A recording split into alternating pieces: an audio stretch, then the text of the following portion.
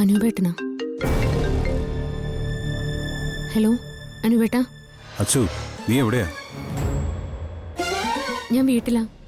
എന്താ അനൂപേട്ടാ? മോളെ, ഞാനിപ്പോ ഹോസ്പിറ്റലില്. ഹോസ്പിറ്റലിലോ? എന്താ എന്തു പറ്റി? എങ്ങതാ അനൂപേട്ടാ, ഞാൻ പറയാം. അച്ചു, അത് എന്താ എടുത്തി? എന്താ പറ്റിയേ?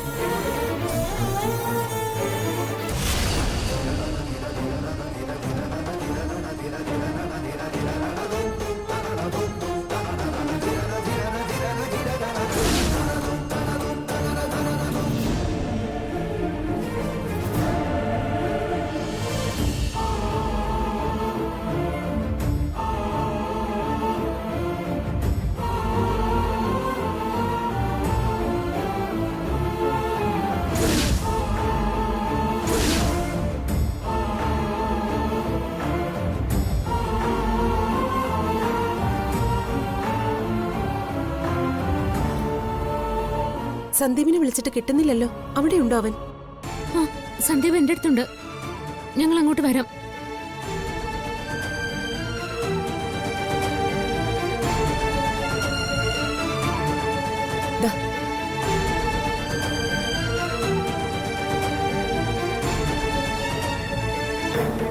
സച്ചേട്ടാ, സന്ദീപ് നമുക്ക് വേഗം ഹോസ്പിറ്റലിലേക്ക് പോവാം. ആതിരെ വയ്യാതെ ഹോസ്പിറ്റലിലേക്ക് കൊണ്ടുപോയിന്ന്. ആതിരയ്ക്ക് ബ്ലീഡിംഗ് ഉണ്ടായിട്ട് മുറിയില് ബോധമില്ലാതെ കിടക്കുമായിരുന്നു. നമുക്ക് ഇപ്പൊ തന്നെ അങ്ങോട്ട് പോവാം. വാ.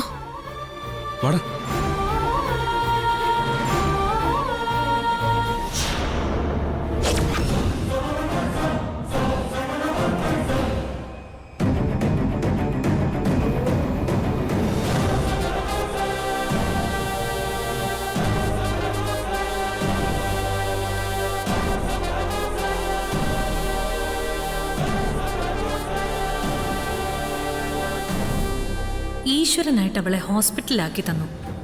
ഇനിയുള്ള ജോലി എന്റേത്.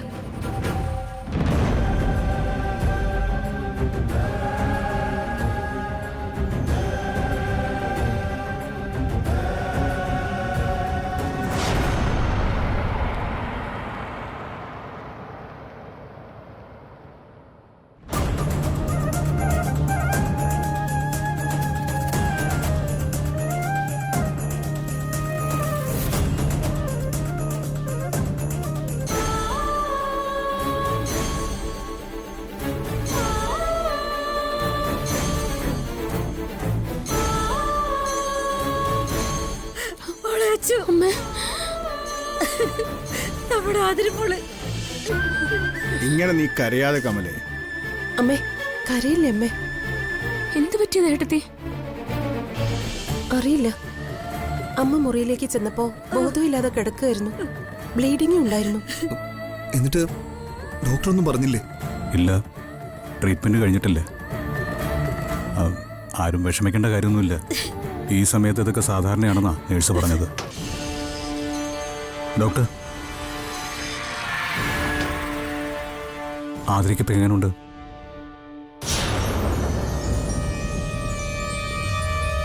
ആതിരയുടെ ഇപ്പോഴത്തെ അവസ്ഥ കുറച്ച് സീരിയസ് ആണ്.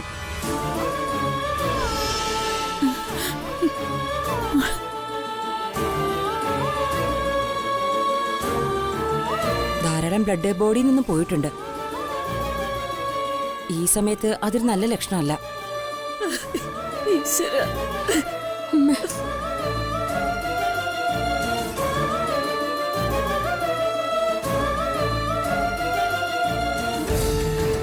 നോർമൽ ഡെലിവറി ഇനി പ്രയാസമാണ്.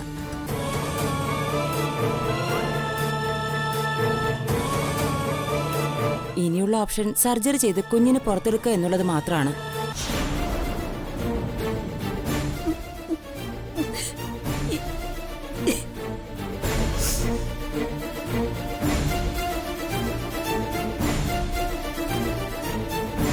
എന്ന് പറഞ്ഞാ സിസേറിയൻ ചെയ്തേ കുഞ്ഞിനെ പുറത്തെടുക്കാനാകൂ.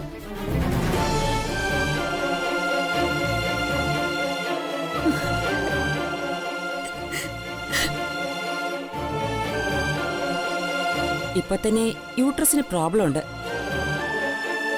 കുട്ടി യൂട്രസിനുള്ളിൽ തല തിരിഞ്ഞാ കിടക്കുന്നത്.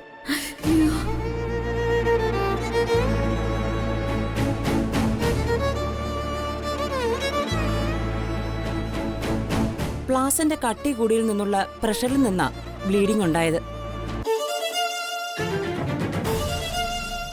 ബിപിയും ലോയാണ്. അതാണ് ബോധം കെട്ട് വീണത്.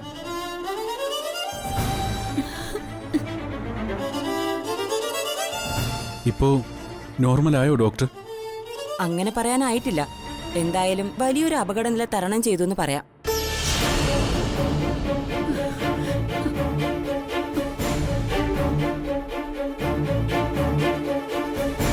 ഡെലിവറി കഴിയുന്നതുവരെ ഇവിടെ അഡ്മിറ്റ് ചെയ്യുന്നതാ നല്ലത്.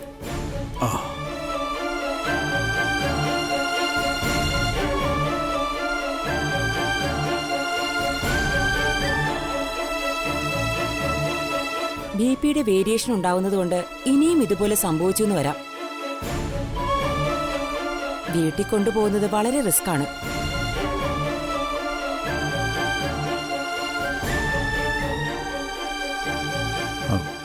വേണ്ട ഡോക്ടർ, വീട്ടിൽ കൊണ്ടുപോകുന്നില്ല. ഇവിടെ തന്നെ അഡ്മിറ്റ് ചെയ്യുക. ഓക്കെ.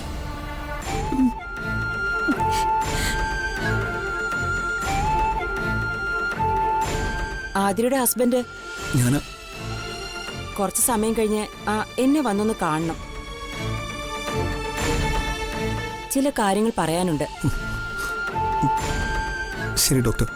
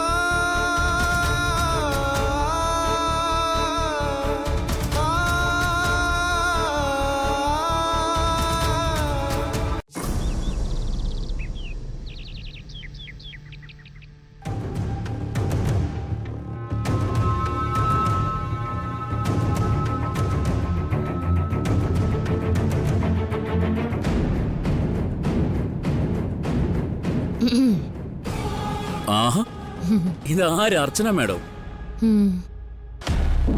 നല്ല സൗകര്യമുള്ള മുറി. എന്നെ ഇവിടേക്ക് കല്യാണം കഴിച്ച് കൊണ്ടുവരുമ്പോ ഇത് വേസ്റ്റ് സാധനങ്ങൾ ഇട്ടിരുന്നൊരു മുറിയായിരുന്നു. ഒരാൾ താമസിക്കാൻ വരുന്നുവെന്നും മുറി വൃത്തിയാക്കിയിടണമെന്നും അന്ന് നന്ദേട്ടൻ പറഞ്ഞപ്പോ ഇവിടെ എല്ലാവരും കരുതി അത് നന്നായിന്ന്. പക്ഷെ ഈ ലോകം കണ്ടതിൽ വെച്ച് ഏറ്റവും വലിയൊരു വേസ്റ്റിനെയാണ് നന്ദേട്ടൻ ഇങ്ങോട്ട് കൊണ്ടുവന്നേന്ന് ഇപ്പോഴാ മനസ്സിലായത്. അർച്ചന മാഡം കേട്ടിട്ടില്ലേ, ചില വേസ്റ്റുകൾ മറ്റു പലതിനും വളമാണ്. നല്ല ഫലപുഷ്ടിയുള്ള മണ്ണ് വേണമെന്നേ ഉള്ളൂ. അങ്ങനെ ഫലപുഷ്ടിയുള്ള ഒരു മണ്ണില ഈ വേസ്റ്റ് ഇപ്പോ വേരുറപ്പിച്ച് പിടിച്ചിരിക്കുന്നത്. ഈ മണ്ണിൽ ഇനി ധാരാളം ഉഴുതുമറികൾ നടത്തി എല്ലാം ഒന്ന് കൊയ്യണം.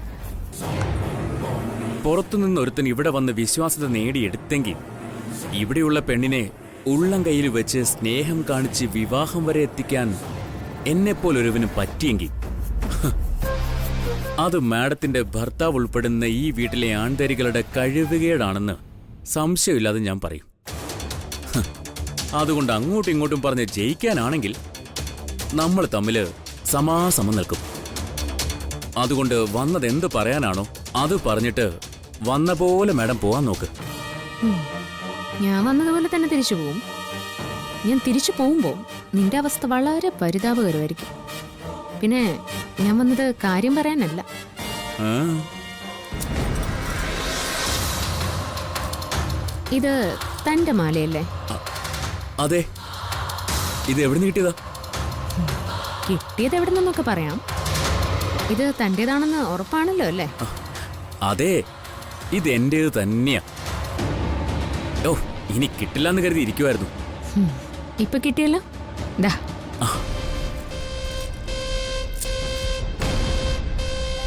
ഓ, താങ്ക്സ്. ഇതിനാണ് മാഡം വന്നതെന്ന് ഞാൻ കരുതിയില്ല കേട്ടോ. ഇതെനിക്കൊരാള് ഗിഫ്റ്റ് തന്നതാ. അത്രയും വേണ്ടപ്പെട്ടൊരാള്.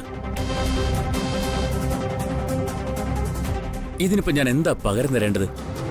മാഡത്തിന് എന്താ വേണ്ടത്? മാഡം തന്നെ പറഞ്ഞോ. പറയട്ടെ. ആ, ധൈര്യമായിട്ട് പറഞ്ഞോ. എന്ത് വേണമെങ്കിലും തരും. കാരണം ഇതെനിക്ക് അത്രയ്ക്ക് പ്രിയപ്പെട്ടതാ.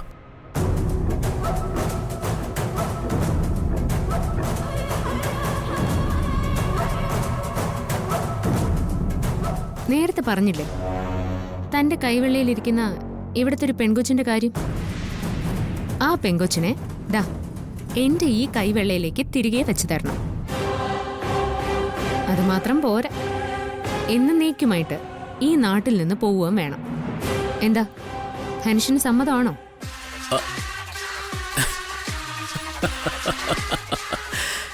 അത് കൊള്ളാം. ഒരു 2.5 പൗണ്ട് മാലയ്ക്ക് പകരമായിട്ട് ചോദിച്ചത് ഞാൻ വിവാഹം കഴിക്കാൻ പോകുന്ന പെണ്ണിനെ.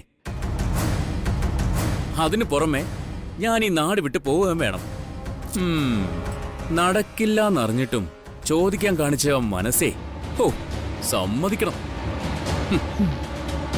എന്ത് വേണേലും തരാന്ന് വലിയ വായിൽ പറഞ്ഞതുകൊണ്ട് ചോദിച്ചെന്നേ ഉള്ളൂ. ഹാ, ഇത്രയൊക്കെ ആയ സ്ഥിതിക്ക് ആ, ഞാൻ മറ്റൊരു കാര്യം കൂടി പറയാം.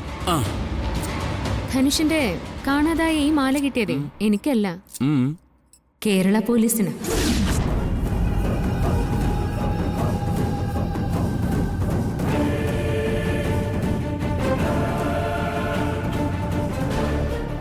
അതെവിടെ നിന്ന് കിട്ടിയെന്നുള്ളതാണ് ഏറ്റവും രസകരം. ഈ വീട്ടിലെ മുഴുവൻ ആളുകളെയും കൊല്ലാൻ നോക്കിയൊരു പ്രതിയില്ലേ, അജയൻ, അവന്റെ ഡെഡ് ബോഡിയിൽ നിന്നാ പോലീസിന് ഈ മാല കിട്ടിയത്.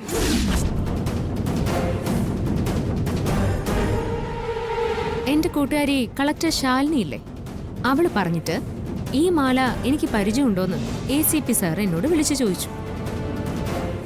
അപ്പോ അനക്കൊരു സംശയമല്ല, അവൾ ഉറപ്പു പറഞ്ഞു ഇത് ധനുഷിന്റെ തന്നെയാന്ന്. ആ സംശയം ഒന്ന് തീർക്കാൻ വന്നതാ ഞാൻ. ഈ മാല എങ്ങനെയാ അജയന്റെ ഡെഡ് ബോഡി വന്നേന്ന് ഞാൻ ചോദിക്കുന്നില്ല. കാരണം എനിക്കത് അറിയേണ്ട കാര്യമില്ല. അത് അറിയേണ്ടത് ACPക്കാ.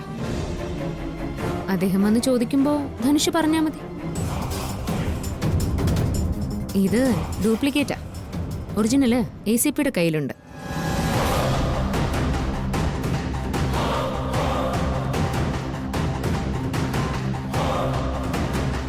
ഇതെന്റെ മാല അല്ലല്ലോ. ഇതെന്റെ മാല അല്ല. ഞാൻ അങ്ങനെ പറഞ്ഞ ആണെന്ന് തെളിയിക്കാൻ എന്തുണ്ട് അർച്ചന മാഡത്തിന്റെ കയ്യില്? ഈ ഡ്യൂപ്ലിക്കേറ്റ് മാലയും കാണിച്ച് എന്നെ അകത്തിടാൻ ഇറങ്ങിയതാണോ അർച്ചന മാഡം? ഇതെന്റെ അല്ലെന്ന് ഞാൻ പറഞ്ഞ അവിടെ തീരുന്ന പ്രശ്നമേ ഉള്ളൂ.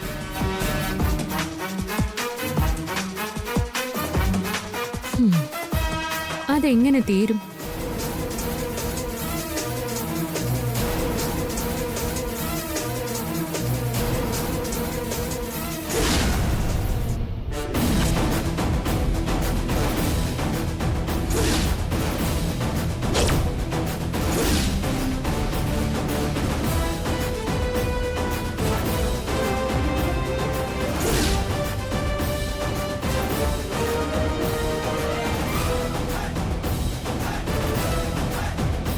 നെല്ലിശ്ശേരി ഗ്രൂപ്പിൽ ജോയിൻ ചെയ്ത ദിവസം ആ സന്തോഷം സോഷ്യൽ മീഡിയയിൽ കൂടി കൂട്ടുകാരെ അറിയിക്കാൻ വേണ്ടി പോസ്റ്റ് ചെയ്ത ഈ ഫോട്ടോയിൽ കഴുത്തിക്കിടന്ന് വെട്ടിത്തിളങ്ങുന്നുണ്ട് ഈ ഡ്യൂപ്ലിക്കേറ്റ് മാലയുടെ ഒറിജിനൽ.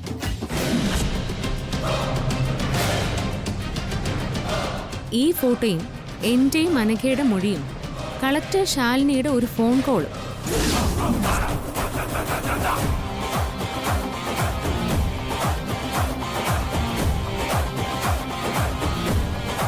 പന്ത്രണ്ട് വർഷം, മിനിമം 12 വർഷമെങ്കിലും എടുക്കും നിനക്ക് പിന്നെ പുറം ലോകം കാണാം.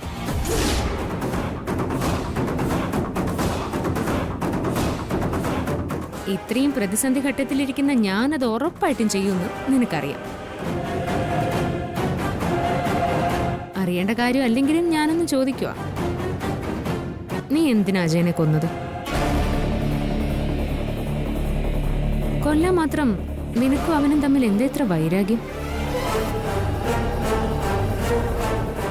പറയില്ലെന്നറിയാം, എങ്കിലും ചോദിച്ചു എന്നേ ഉള്ളൂ. ചോദിക്കേണ്ടവര് അധികം വൈകാതെ എവിടേക്ക് വരും. അപ്പൊ പറഞ്ഞാ മതി എന്തിനാ കൊന്നേന്ന്. ഞാനല്ല അജയനെ കൊന്നത്, വേറൊരാളാ. ഞാൻ പറയാം, എല്ലാം ഞാൻ പറയാം. വേണ്ട, നീ പറയണ്ട. നിന്റെ ആ വേറൊരാൾ ആരാണെന്ന് എനിക്കറിയാം. അതുകൊണ്ട് നീ അത് പറയണമെന്നില്ല. അർച്ചന മാഡം, എന്നെ എങ്ങനെയെങ്കിലും രക്ഷിക്കണം. ഈ മാല എന്റേതാണെന്ന് ആരും അറിയരുത്. അതിനെന്ത് പ്രതിഫലവും തരാൻ ഞാൻ തയ്യാറാ. ഉറപ്പാണോ? ഉറപ്പ്. എന്തിനും ഞാൻ റെഡിയാ. എങ്കിൽ ഞാൻ നേരത്തെ ചോദിച്ചത് തന്നെ. സ്നേഹയെ മറന്ന് നീ ഈ നാട്ടിൽ നിന്നും പോണം.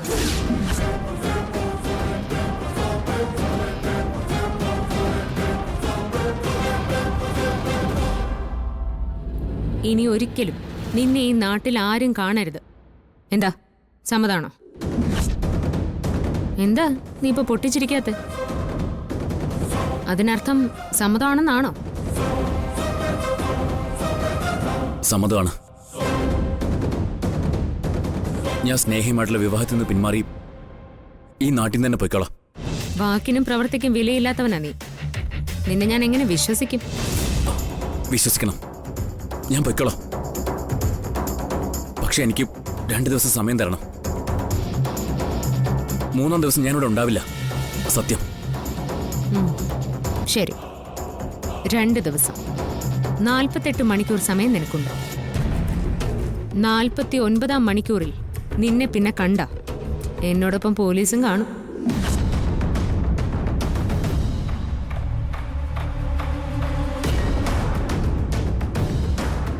നിന്നോട് ഞാൻ ഈ നാട്ടിൽ നിന്ന് പോവാൻ പറഞ്ഞത് ഇവിടെ എല്ലാവരുടെയും മുന്നിൽ കൂടി നിന്നെ പോലീസ് അറസ്റ്റ് ചെയ്തുകൊണ്ട് പോകുമ്പോൾ ഇവിടുത്തെ ആളുകളുടെ, പ്രത്യേകിച്ച് അച്ഛൻ്റെ അവസ്ഥ ഓർത്ത് മാത്രം. ഈ 2 ദിവസത്തിനുള്ളിൽ നീ വേറെന്തെങ്കിലും പണിയൊപ്പിച്ച് രക്ഷപ്പെടാനാണെങ്കിൽ ഞാൻ നേരത്തെ പറഞ്ഞതൊക്കെ തന്നെ സംഭവിക്കും. എന്നോട് പറഞ്ഞതല്ലാതെ മറ്റെന്തെങ്കിലും പ്ലാൻ ചെയ്താ നിന്റെ കാര്യം കട്ടപ്പുകയാ. പറഞ്ഞില്ലെന്ന് വേണ്ട.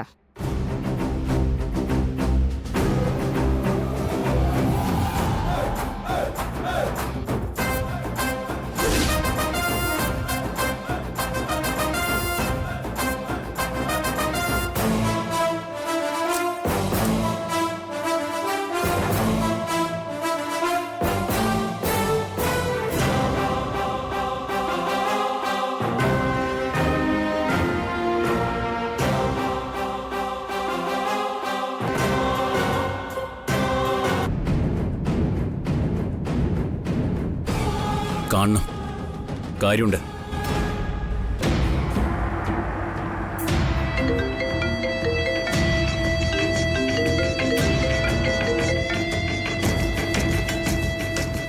ഹലോ സർ, ഞാൻ അർച്ചനയാ.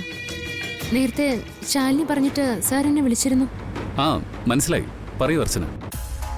സർ, അത് അജയന്റെ ബോഡി തന്നെ ആയിരുന്നു. അതിതുവരെ കൺഫേം ആക്കാൻ പറ്റിയിട്ടില്ല. അടുത്ത ബന്ധുക്കൾക്കോ സുഹൃത്തുക്കൾക്കോ തിരിച്ചറിയാൻ കഴിയാത്തതുകൊണ്ട് ഇപ്പോഴും സംശയം മാത്രമേ ഉള്ളൂ. ഫോറൻസിക് റിപ്പോർട്ട് വന്നതിന് ശേഷം മാത്രമേ ഉറപ്പ് പറയാൻ കഴിയൂ. ഞാൻ അയച്ചു തന്ന ആ മാല അർച്ചനയ്ക്ക് അറിയാവുന്നതാണോ? ആരുടെയെങ്കിലും കഴുത്തിൽ അതുപോലൊരെണ്ണം അർച്ചന കണ്ടതായിട്ട് ഓർക്കുന്നുണ്ടോ? ഇല്ല സർ, അങ്ങനൊരു മാല ആരുടെയും കയ്യിലുള്ളതായിട്ട് എനിക്കറിയില്ല. അതെന്തായാലും അജയന്റേതല്ല. അയാളുടെ ബന്ധുക്കൾ അത് സ്ഥിരീകരിച്ചു കഴിഞ്ഞു. ആ വീട്ടിലുള്ള എല്ലാവരെയും ആ ഫോട്ടോ ഒന്ന് കാണിക്കാം. ആരെങ്കിലും തിരിച്ചറിയുന്നുണ്ടെങ്കിൽ പറയണം. പറയാം സർ. അത് അജയന്റെ മാല അല്ലാത്ത സ്ഥിതിക്ക് ചിലപ്പോ മരണവെപ്രാളത്തിൽ കൊല്ലാൻ ശ്രമിച്ചവരുടെ കഴുത്തിൽ നിന്നും അജയൻ പൊട്ടിച്ചെടുത്തതായിരിക്കും.